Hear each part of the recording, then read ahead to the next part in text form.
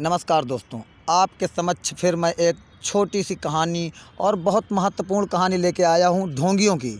कि ढोंगी आदमी का ढोंग आखिर कितने समय तक चल पाता है, ज़्यादा समय के लिए है कि कम समय के लिए। तो दोस्तों कहानी स्टार्ट करते हैं। मिथिला के जंगलों में बहुत समय पहले एक सियार रहता था। वह बहुत आलसी था। पेट भरने के लिए खरगोश व चूहों का पीछा करता था। उसका शिकार करना उसे बड़ा भारी लगता था। शिकार करने के परिश्रम तो वो करना ही पड़ता था। दिमाग उसका शैतानी था। यही तिकड़म लगाता रहता था कि कैसे जुगत लड़ाई जाए कि बिना हाथ पैर हिलाए भोजन मिल जाए, खाएं और सो जाएं। एक दिन उसी सोच में डूबा वो सियार एक झाड़ी में दुबका बैठा रहा। बाहर चूहों की टोली उछल कूद व भाग दौड़ करने लगी। उनमें से एक मोटा चूहा था जिसने दूसरे चूहे सरदार कह के बुलाया करते थे और उसका आदेश ही मानते थे। सियार उन्हें देखता रहता था। उसके मुंह से लार टपकने लगती थी। फिर उसके दिमाग में एक तरकीब आई। जब चूहा वहाँ से गए तो उसने दबे पाँव उनका पीछा किया। कुछ ही दूर चलने पर उन चूहों के बिल थे। सियार वापस लौट आया। प्रतिदिन चक्कर काटने लगा। दूसरे दिन फिर क्या होता है, वो सुबह सुबह की ही बात थी। उन चूहों के बिलों के पास जाकर एक टांग पर खड़ा हो गया। उसका मुंह उगते हुए सूरज की तरफ था। आंखें बंद थी। चूहों बिलों से निकले तो सियार उन अनोखी मुद्रा में खड़े होकर बहुत चिंतित हुआ। एक चूहे ने जरा सा सियार के निकट जाकर पूछा, सियार मामा, तुम इस प्रकार एक टांग पर क्यों खड़े हो? सियार ने एक आंख खोली, बोला, मूर्ख, तूने मेरे बारे में नहीं सुना? मैं चारों टांगें नीचे टिका दूंगा तो धरती मेरा बोझ नहीं संभाल पाएगी। ये डुल जाएगी, हिलने जुलने लगेगी, साथ ही तुम सब नष्ट हो जाओगे।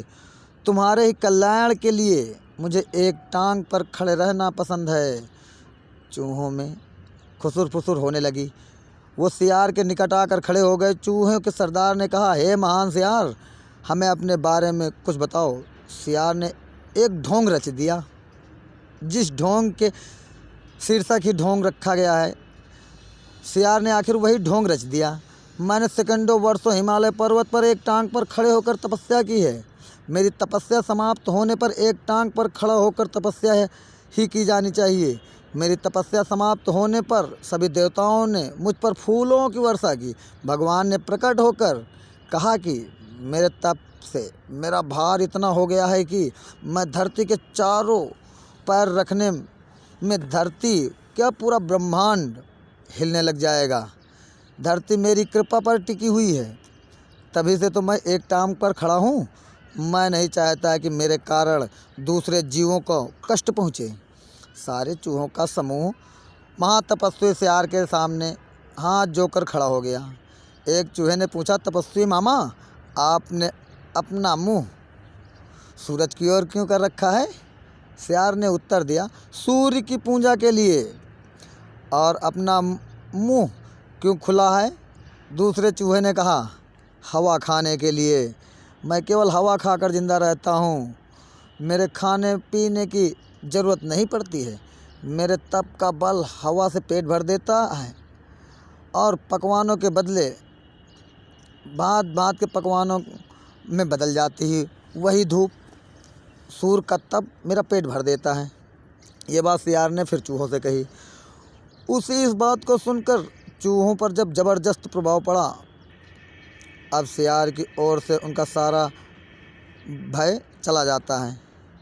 वे उसके निकट आ गए। अपनी बात का असर चूहों पर होता देख मक्कार सियार दिल ही दिल में खूब हंसा। अब चाहे महातपस्वी सियार के भक्त बन गए। सियार एक टांग पर खड़ा रहता। चूहे उनके चारों ओर बैठकर ढोलक, मंजीरे, करताल, चिमटे लेकर उनके भजन गाने लगे। सियार मामा के भजन शुरू कर देते हैं। कि अपने मामा के ऊपर खुश हो गए हैं चूहे। भजन कीर्तन समाप्त होने के बाद चूहों की टोलियां भक्त रस में डूबकर अपने बिलों में घुसने लगी तो सियार सबसे बाद के 3 चूहों को दबोच कर खा गया। फिर रात भर आराम करता रहा, सोता और डकारे लिकता। सुबह होते ही फिर वो चूहों के बिलों के पास आकर एक टांग पर खड़ा हो जाता, अपना नाटक चालू कर देता। घी चूहों की संख्या कम दिन का दिन होने लगी। सरदार की नज़र में ये बात छिपी नहीं रही। एक दिन सरदार ने सियार से पूछ ही लिया, हे महंत सियार, मेरी टोली के चूहे मुझे कम नज़र आ रहे हैं, ऐसा क्यों हो रहा है? सियार ने आशीर्वाद की मुद्रा में हाथ उठाया, हे चतुर्मुषक, ये तो होना ही था। जो सच्चे मन से मेरी भक्ति कर लेगा वो शरीर छोड़कर बैकुंठ पहुंच जाएगा। बहुत से चूहे भक्ति का फल पा चुके हैं बेटा। चूहों के सरदार ने देखा कि सियार मोटा हो गया है, कहीं उसके पेट ही में वो बैकुंठ लोक तो नहीं है जहाँ चूहे जा रहे हैं। चूहों के सरदार ने बाकी बचे चूहों को चेताया और स्वयं उसने दूसरे दिन सबसे बाद में बिल में घुसने का निश्चय किया। भजन समाप्त होने के बाद चूहे बिल में घुसे। सियार ने सबसे अंत के चूहे को दबोचना चाहा। चूहों का सरदार पहले ही चौकन्ना था। वो दांव ऐसा तिकड़म चलाया, सियार के पंजे से बच गया। असलियत का पता चलते ही वह उछल कर सियार की गर्दन पर चढ़ गया और उसके बाकी चूहों को हमला करने के लिए साथ कह देता है। साथ ही उसके अपने दांतों से सियार की गर्दन में गड़ा दिए। बाकी चूहे सियार के पर झपट पड़े। सबने कुछ न कुछ देर में महात्मा सियार को कंकाल सियार बना दिया।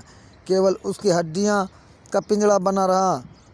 तो दोस्तों, इस कहानी से आप लोगों को क्या सीखने को मिला है? मेरी कहानी यहीं समाप्त हो जाती है। ढोंग कुछ ही दिन चलता है, फिर ढोंगियों को अपनी करनी का फल भी मिलता है।